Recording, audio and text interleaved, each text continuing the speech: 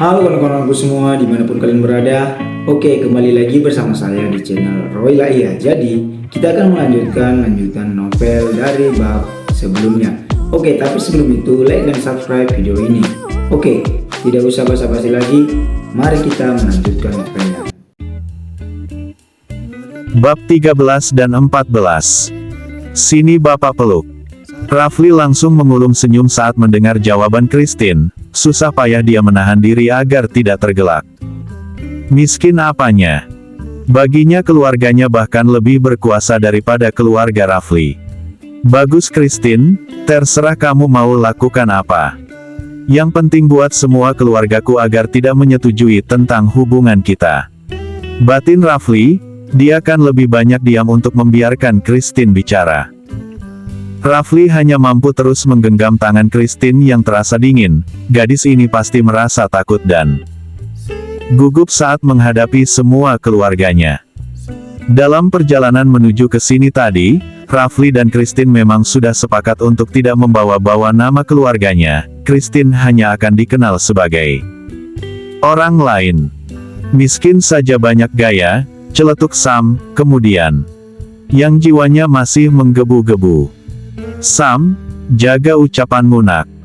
Lebih baik masuklah ke kamarmu, titah Mama Indah. Pertemuan keluarga ini nyaris saja jadi berantakan.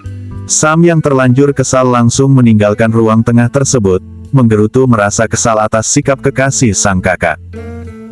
Di pertemuan pertama ini harusnya Christine bersikap baik dan sopan santun, bukannya berlagak seperti seorang tuan putri. Bahkan sampai menilai minuman yang disajikan. Sementara Christine hanya menatap kepergian gadis itu dengan perasaan bersalah. Maafkan aku Sam. Batin Christine selalu meminta maaf di dalam hati. Maafkan Sam ya sayang, tugas sekolahnya masih banyak. Jadi dia gampang marah-marah seperti itu, ucap Mama Indah lagi. Tidak apa-apa tante, aku juga tidak suka pada dia, akan lebih bagus jika dia pergi, jawab Christine dan langsung membuat semua orang tercengang, kecuali Rafli. Jadi kalian sudah bersama selama 3 bulan.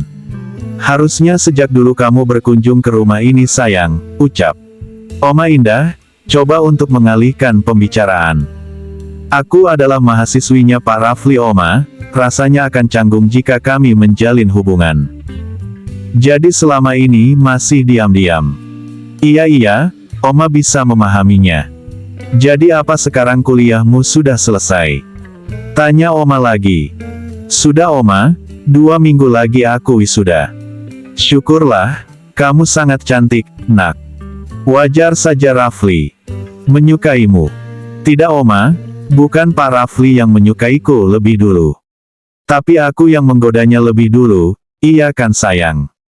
Balas Christine, lalu menoleh ke arah Pak Rafli, menunjukkan kedua matanya yang sudah berkaca-kaca ingin menangis. Bingung sendiri harus bagaimana, harus bicara apa lagi, sementara Christine tak bisa bersikap kasar dengan para orang tua. Balas Rafli singkat, lalu mengelus pipi Christine agar tidak menangis. Christine mencebik, kesal ingin segera keluar dari rumah ini. Papa Indah, Mama Indah dan Oma Indah sampai tercengang melihat pemandangan manis tersebut. Mereka pikir Rafli menyukai sesama jenis, saking tak pernahnya membawa seorang gadis untuk datang ke rumah ini. Tapi bersama Christine ternyata Rafli bisa menunjukkan sikap kelelakiannya.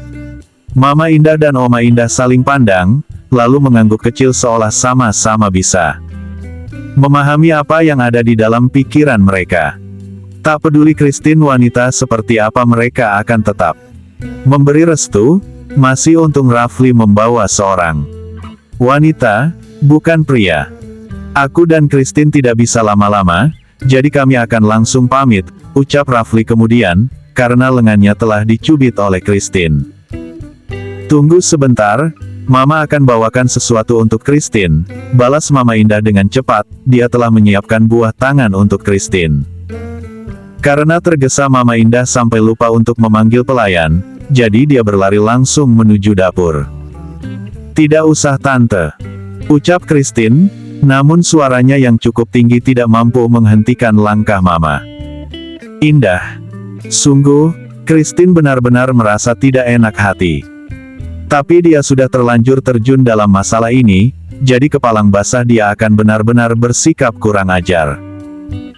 Seperti tidak menghargai Oma Indah dan Papa Indah, Christine langsung bangkit begitu saja dan pergi meninggalkan ruang tengah tersebut, bukan keluar melainkan dia menyusul Mama Indah yang masuk ke dalam sana. Christine bersikap seolah ini adalah rumahnya sendiri. Ya ampun anak itu, gumam Oma, saking tidak enaknya dia pada kita, sampai mengejar Mama Indah, ucapnya. Lagi. Sejak tadi Christine sudah bersikap semaunya, tapi semua orang tetap menganggapnya baik. Papa Indah malah heran sendiri, sebab sejak tadi dia selalu mengawasi Christine. Tiap bicara memang terdengar ketus dan blak-blakan, tapi sorot matanya begitu teduh. Seolah sikap buruk yang ditunjukkan oleh Christine, tak sejalan dengan apa yang ada di dalam hatinya. Tante, tidak perlu membawakan aku apapun. Aku tidak mau menerimanya, ucap Christine yang akhirnya berhasil mengejar Mama Indah. Mereka berdua telah tiba di dapur rumah ini. Di atas meja makan sudah tersaji banyak kantung paper bag, berisi makanan, buah-buahan dan juga ada hadiah berupa tas mewah. Semuanya sudah dikumpulkan di sini, telah Mama Indah siapkan khusus untuk calon menantunya. Tidak sayang, Mama memang sudah menyiapkan ini semua untukmu. Jadi bawalah pulang, Mama titip salam untuk semua keluargamu ya, lain kali kita atur pertemuan dua keluarga, balas Mama Indah. Maaf Tante, aku tidak bisa menerima ini semua. Aku bukan pengemis, balas Christine, yang ingin dinilai sebagai gadis miskin tapi tidak tahu diri. Ya ampun sayang, kenapa pikiranmu jauh sekali? Ini hanya hadiah nak. Tidak Tante, aku tidak akan menerima. Dengan semua hadiah ini, Tante seolah mengikatku. Padahal belum tentu aku dan Pak Rafli akan menikah. Sekarang kami masih pacaran, balas Christine lagi. Tidak apa-apa sayang, jika kalian bukan jodoh tidak apa-apa. Mama akan tetap memberikan ini semua padamu. Pokoknya aku tidak mau, aku tidak akan membawa apapun dari sini. Balas Christine, bahkan bicara dengan suara yang terdengar makin tinggi. Setelah mengatakan itu dia menggigit bibir bawahnya, merasa begitu menyesal dengan semua yang dia lakukan. Tapi Christine tidak bisa mundur, dia sangat berharap di pertemuan pertama ini seluruh keluarga Rafli akan langsung sepakat untuk meminta Pak Rafli memutuskannya. Coba aku lihat apa isinya. Ini semua bukan seleraku, tas ini juga terlalu kuno, ucap Christine, setelah dia membuka satu persatu paper bag dan melihat isinya. Aku tidak mau menerimanya, aku akan langsung pulang, kata Christine lagi dan langsung pergi begitu saja meninggalkan Mama Indah di dapur. Tiba di ruang tengah Christine juga tidak duduk lagi, dia hanya mengambil tasnya dan langsung pamit pergi. Aku pulang sekarang, permisi, ucap Christine pada Oma Indah dan Papa Indah. Lalu melangkah cepat untuk keluar dan Rafli segera menyusul. Belum sepenuhnya keluar dari rumah ini, namun Christine sudah menangis. Christine, panggil Rafli. Tiba di teras rumah Rafli mencekal tangan Christine coba menghentikan langkah Christine yang tergesa. Tapi Christine menepisnya. Lepas. Kesal Christine, dia berlari, masuk ke dalam mobil dan menutup pintunya kuat. Brak. Rafli jadi merasa bersalah sendiri saat melihat kemarahan Christine kali ini. Gadis itu bahkan sampai menangis juga. Pasti begitu berat ketika harus menghadapi seluruh keluarganya, dan bahkan harus bertindak yang tidak sopan. Meskipun Christine adalah wanita yang barbar tapi dia dididik dengan sangat baik oleh kedua orang tuanya. Keluarga Christine merupakan keluarga yang terhormat. Dan Rafli sangat mengerti tentang hal itu. Saat ini Rafli tidak peduli dengan pintu mobilnya, bahkan jika Christine ingin merusak mobilnya pun dia akan rela. Karena itulah Rafli buru-buru menekan kunci mobil agar Christine bisa masuk sesukanya seperti itu. Maafkan aku, ucap Rafli, Sekarang dia telah duduk di kursi kemudi. Aku mau pulang. Balas Christine dengan nada kesal yang sangat jelas, suaranya kini terdengar lebih sumbang karena menangis. Kedua tangannya yang kecil pun bergerak cepat untuk menghapus semua air mata di wajahnya. Rafli lalu mengambil tisu yang tersedia di mobil tersebut dan menyerahkannya pada Christine. Terima kasih untuk semuanya Christine, setelah ini aku yakin mereka akan memintaku untuk mengakhiri hubungan denganmu. Ucap Pak Rafli lagi. Christine menerima tisu itu dengan kasar, terlihat seperti merampas. Di kampus Rafli memang dosen yang galak, tapi dia bukan orang yang tidak tahu diri. Setelah dibantu oleh Christine, dia tak akan segan untuk mengucapkan kata terima kasih. Aku tidak mau terlibat dengan keluarga Bapak lagi. Aku mau putus. Sabar dulu, kita tunggu respon mereka.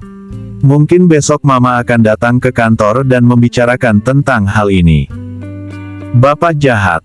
Balas Christine, malah jadi menangis lagi.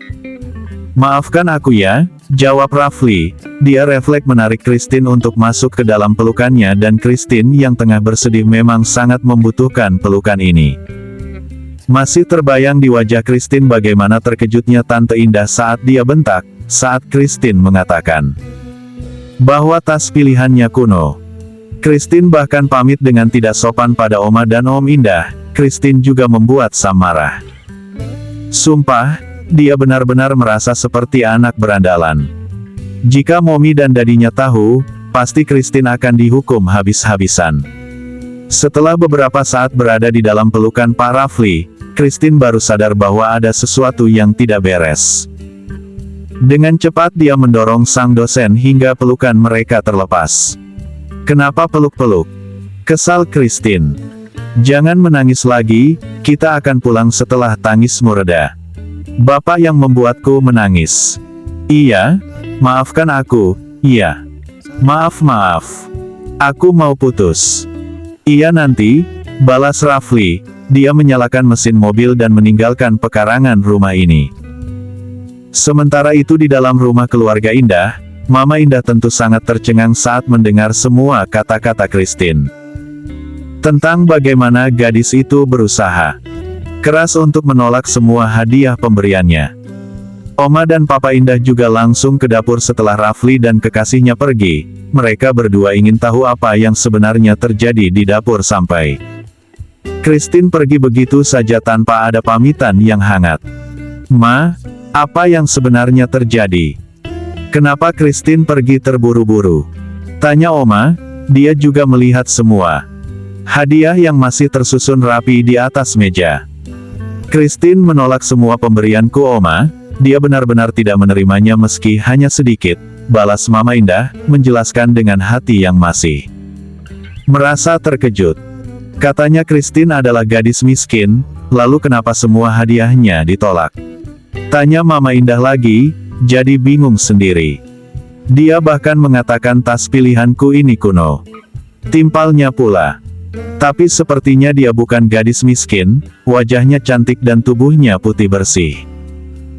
Dia juga menggunakan barang-barang mahal di tubuhnya, jam tangan, anting, cincin dan juga baju. Itu semua barang bermerek, jelas. Oma pula yang telah sangat memahami fashion. Apa mungkin semua itu barang pemberian Rafli? Tapi kenapa dia menolak semua pemberianku? Tanya Mama Indah. Ya Tuhan, aku benar-benar tidak menyangka pertemuan ini terjadi begitu cepat dan kacau. Tapi aku mencemaskan Christine, tadi dia terlihat ingin menangis, kata Mama Indah lagi. Tadi Rafli hanya memperkenalkannya sebagai Christine. Apa kamu tahu siapa nama belakang keluarganya? Tanya Papa pada sang istri. Aku lupa Pak, dulu sekretaris Rafli pernah mengatakannya. Haruskah aku bertanya lagi? Tidak perlu, jika Rafli tahu kita ikut campur hubungannya dia pasti akan marah. Jadi bagaimana sekarang? Mama benar-benar bingung. Pa, aduh Mama Indah. Hubungi Rafli dan katakan padanya untuk menjaga Christine baik-baik, kita bisa mengatur pertemuan lain kali. Mungkin saat ini terlalu cepat bagi Christine, putus Papa Indah, Oma juga mengangguk setuju. Pertemuan pertama tak bisa dijadikan tolak ukur untuk mengambil sebuah keputusan yang penting. Namun saat ini mereka semua tetap mendukung hubungan Rafli dan Christine. Mama Indah kemudian memerintahkan seorang pelayan untuk mengambil ponselnya di kamar. Karena berpikir Rafli sedang mengemudi jadi dia tidak menghubungi melalui sambungan telepon. Mama Indah hanya mengirimkan pesan. Rafli yang tengah mengemudi memang merasakan saat ponselnya bergetar, namun dia mengabaikan notifikasinya. Tetap fokus mengemudi sampai akhirnya menghentikan mobil ketika telah tiba di sebuah toko ais krim ternama. "Kenapa datang ke sini? Aku tidak mau beli es krim," ucap Christine. Dia akan selalu bicara dengan nada tinggi. Tapi Rafli tidak menanggapi ucapan tersebut. Setelah dia memarkirkan mobilnya, Alan langsung keluar dan membeli es krim sendiri, meninggalkan Christine di dalam mobil. "Cih," kesal Christine. Sekitar 10 menit lebih akhirnya Rafli kembali masuk ke dalam mobilnya, lengkap dengan kedua tangan yang membawa banyak makanan. Bukan hanya es krim, tapi juga ada minuman dingin dan juga kebab. Dia membeli banyak makanan untuk gadis tersebut. "Minumlah dulu," ucap Rafli, menyerahkan sebuah minuman dingin setelah dia memasang pipetnya. "Aku kan sudah bilang tidak mau." Rafli diam saja, hanya menatap dengan tatapan penuh perintah. Terpaksa Christine mengambil minuman tersebut dan meminumnya. "Makanlah yang kamu mau, aku akan mengemudi dengan pelan. Aku mau langsung pulang." "Iya," balas Alan. Saat mobil kembali memasuki jalan raya, Christine mengeluarkan kebab yang telah dibeli oleh sang dosen. Tanpa sungkan dia memakan kebab tersebut, tangannya yang terkena saus dia lap langsung di dashboard mobil. Sengaja ingin membuat pria ini kesal. Satu kebab berukuran sedang habis dimakan oleh gadis itu sendiri. Terakhir Christine juga makan es krim di dalam kotak. Suasana hatinya benar-benar membaik setelah menghabiskan semua makanan ini, tapi es krimnya masih tersisa sedikit. Dan saat semua makanan itu habis, mobil pun berhenti. Tepat di depan rumah Christine. "Terima kasih untuk hari ini, besok jangan lupa datang ke kantor bersama Arhan. Coba Pak Rafli periksa ponsel, mungkin saja Tante Indah sudah mengirim pesan ingin kita putus. Jika sudah putus, aku tidak perlu bekerja di kantor Pak Rafli," balas Christine. Rafli menuruti. Dia ambil ponselnya di saku jas dan langsung melihat ada satu pesan masuk dari sang ibu. "Benar, Mama mengirim pesan. Tuh kan, apa katanya? Alan, Mama sangat menyukai Aileen yang apa adanya. Mama mohon jaga Aileen dengan baik, belikan apapun yang dia mau. Lain kali kita atur pertemuan lagi."